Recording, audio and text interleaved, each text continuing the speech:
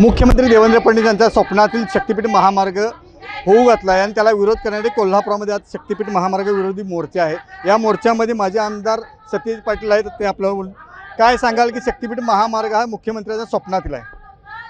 शक्तीपीठ महामार्ग हा शेतकऱ्यांसाठी नसून हा खाजगी कंत्राटदार आणि काही भ्रष्ट अधिकारी सरकारच्या पाठिंब्यावरती या ठिकाणी एक मोठं भ्रष्टाचे षड्यंत्र आहे। या ठिकाणी शक्तीपीठाच्या माध्यमातून कुठल्याही शेतकऱ्याचं भलं होणार नाही।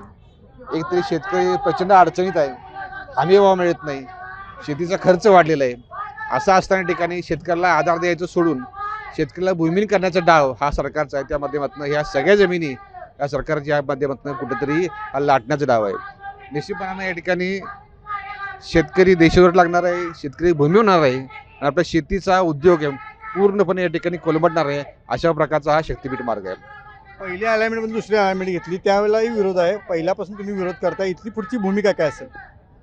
पहिल्या अलाइनमेंट बदलली मुख्यमंत्र्यांना वाटलं होतं, पण कोल्हापूर जिल्ह्यामध्ये जे सदन तालुके आहेत, करवीर तालुका, राधानगरी तालुका आणि भद्रगड तालुक्यातला इथला शेतकरी तावून उठलेला आहे। त्यामुळे या नवीन जरी अलाइनमेंट केलं असलं तरी सुद्धा शक्ती त्याच पद्धतीने लागलं, उलट जास्त दुप्पट शक्तीनं कोल्हापूर जिल्ह्यात लोक यामध्ये समाविष्ट झालेले आहेत। तुम्ही शेतकरी संघटनेकडून आला, गेल्या कित्येक वर्षापासून तुम्ही विरोध करताय, आता येणारी भूमिका काय असेल पुढे?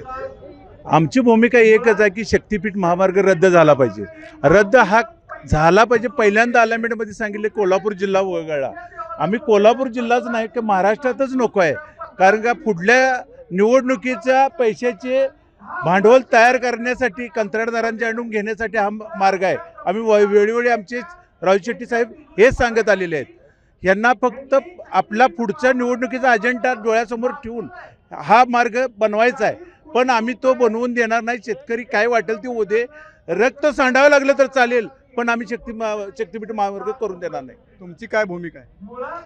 ॲक्च्युली शक्तीपीठ म्हणजे हे सर्वसामान्य शेतकऱ्यांच्या पोटावर लाथ मारून धनधानग्यांचं पोट भरायचं, यासाठी हे आखलेलं महाराष्ट्र शासनाचं नियोजन आहे। यामध्ये खरं तर आता जे महाराष्ट्र मुख्यमंत्री फडणवीस आहेत ते मोठ्या पोटाचे, तसं लोकांना गरीब करून धनधानग्यांना मोठं करायचं त्यांचं नियोजन आहे। त्यासाठी आम्ही त्यांचा निषेध करतो।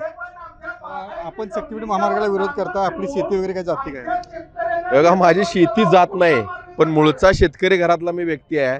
मी या ठिकाणी आवर्जून आपल्याला काल सांगतो, सन्मान्य उपमुख्यमंत्री एकनाथ शिंदेने काल एक पत्रकार परिषद घेतली आणि त्यांनी त्यामध्ये काय सांगितलं की हे राज्य शेतकऱ्यांचं आहे। आता ह्यो शेतकरी म्हणजे फॉर्च्युनरमध्ये फिरणारा, अंबाबाई मंदिराच्या परिसरात लावलेले लोखंडी राम उभा करणारा आणि स्वतःचे खळगं भरणारा शेतकरी आहे का? सर्वसामान्य शेतकऱ्याचं तुम्ही राज्य म्हणता आणि हे जो काय त्यांचा अन्याय करायला हा खऱ्या अर्थानं शेतकऱ्यांच्या केलेला अमानुष खून आहे असं मी या ठिकाणी म्हणू शकतो। राधानगरी तालुक्यामध्ये सगळ्यात जास्त पीक जमीन जाती, याबद्दल तुमचं शक्तीपीठ महामार्गाला विरोध असणार काय? राधान तालुक्यामध्ये बरीचशी जमीन या शक्तीपीठ मार्गाच्या रस्त्यासाठी जाणार आहे आणि 100% राधानतले आम्ही सगळ्या कार्यकर्त्यांनी, सर्वपक्षीय कार्यकर्त्यांनी निर्णय घेतला आहे की कोणत्या परिस्थितीत हा शक्तीपीठ मार्ग होऊ द्यायचा नाही। त्यासाठी जे काय करायला लागेल ते निश्चितपणे आम्ही राधानतले कार्यकर्ते पुढून करणार आहोत।